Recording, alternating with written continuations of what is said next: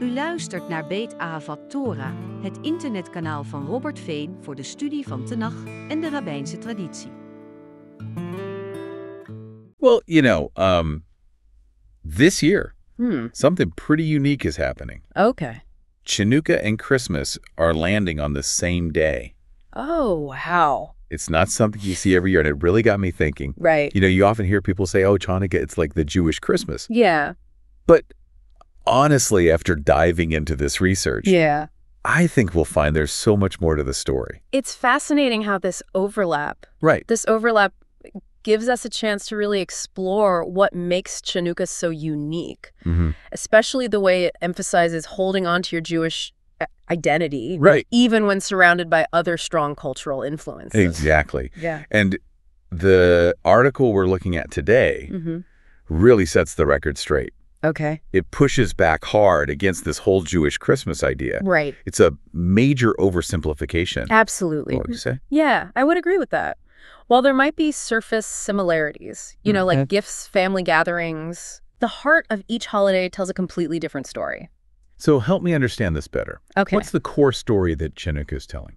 To get that, we need to go back to the roots of Chanukah. Okay. To the Maccabean revolt against the Syrian Greeks. Okay. And this wasn't just your average fight for independence. Right. It was a desperate struggle for the very survival of Judaism. Wow. The Syrian Greeks weren't content with just ruling. Right. They actively tried to stamp out Jewish practices and replace them with their own Hellenistic culture. Okay, so there's serious cultural pressure happening here. Absolutely. But how does this connect to the idea of Jewish identity? Well, think about it. Okay. The Maccabees, led by Mattathias and his sons, weren't just fighting external enemies. Oh. They were also facing opposition from within the Jewish community itself. Wow. Those who had adopted these Hellenistic ways. So it was a fight on two fronts. It was a fight on two fronts. That adds a whole new layer of complexity to the story. It certainly does, and it speaks to this internal tension that was present within the Jewish community at the time.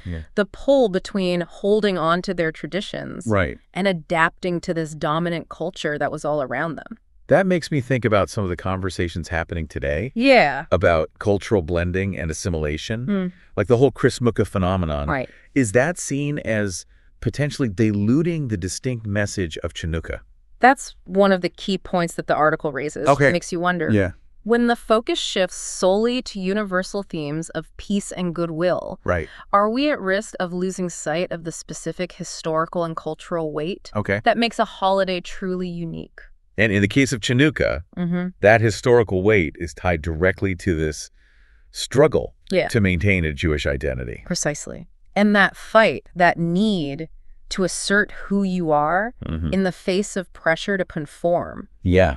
That's a powerful theme that resonates throughout the Chanukah story. It's interesting that the article goes beyond just the historical context. Right. It also brings up some very real present-day challenges. Okay. It talks about the rise of anti-Semitism, which is obviously a deeply concerning issue. That's a crucial point. The author doesn't shy away from connecting that rising anti-Semitism to the core message of Chanukah. Okay. Embracing the true spirit of Chanukah, they argue, means standing up against those who seek to harm, delegitimize, or erase the Jewish people and their history. So it's not just about celebrating a historical victory. Yeah. It's about understanding the ongoing need. It is. For strength and resilience in the face of those kinds of threats. Exactly. And that understanding is perhaps even more crucial today. Right. In a world where those threats, unfortunately, seem to be gaining traction. And that brings us to one of the most powerful symbols of Chanukah, the lighting of the candles. I have to admit, growing up, I always loved the candles, but I never really thought about their deeper meaning. Beyond just being a pretty tradition. Well, there's so much more than just decorations. Okay. Each night, as we add another candle to the menorah, it serves as a visual reminder of the Jewish people's survival against incredible odds. Wow. It's a symbol of light pushing back against the darkness. Okay. A testament to the power of faith and resistance. So you're saying that those flickering flames represent the enduring strength of the Jewish spirit. Exactly. The article makes a point of saying that Chanukah is about celebrating the resilience of the Jewish people, their commitment to their faith and homeland, and the lengths they've gone to protect both throughout history. It's interesting, because earlier we talked about Chrismukkah. Yeah. And the potential for cultural blending to kind of blur the lines of Jewish identity. But the article also acknowledges that respecting Christmas doesn't have to mean diminishing the importance of Chanukah. Right, that's right. It's not an either-or situation.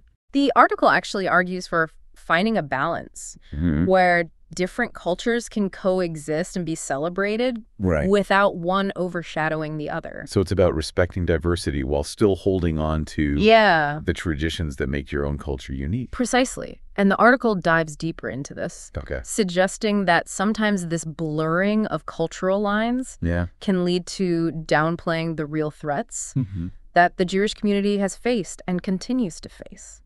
That's a really sobering thought. It is. So it's not just about preserving traditions for tradition's sake. Right. It's about understanding that Chanukah comes from a place of struggle, of fighting for the very right to exist. Absolutely. And remembering that historical context can be incredibly powerful. Right. Especially in a world where anti-Semitism is unfortunately on the rise. The article actually uses the phrase a call to arms at one point. Oh, wow. That's pretty strong language. Yeah. What do you think the author means by that? Are they advocating for a militant response to anti-Semitism? Not necessarily in a literal sense. Okay. I think what the author is emphasizing is the need for a firm and unwavering defense of Jewish identity and heritage. It's about refusing to be silenced or intimidated by those who seek to delegitimize or erase Jewish experiences. So it's about finding that inner strength, that spirit of resistance that the Maccabees embodied. Exactly. And the article suggests that this kind of active defense, this refusal to back down, that's all part of what it truly means to embrace the spirit of Chanukah. Listening to all this, it really makes you think about the holiday season in a different light. It does. It's not just about presents and parties. It's about reflecting on these deeper themes of identity resilience and standing up for what you believe in. It certainly is. And it prompts us to ask ourselves some important questions. How do we navigate a world where different cultures and beliefs intersect while still staying true to our own roots? That's tough. How do we find that balance between celebrating our shared humanity and honoring the unique traditions that make us who we are? Those are big questions. They are. And ones that I think are especially relevant during this time of year when we're surrounded by so many different cultural and religious traditions. And those questions lead us back to the core message of Chanukah. It's a reminder that the struggle for identity, for the right to exist authentically and openly, that's a fight that continues in every generation.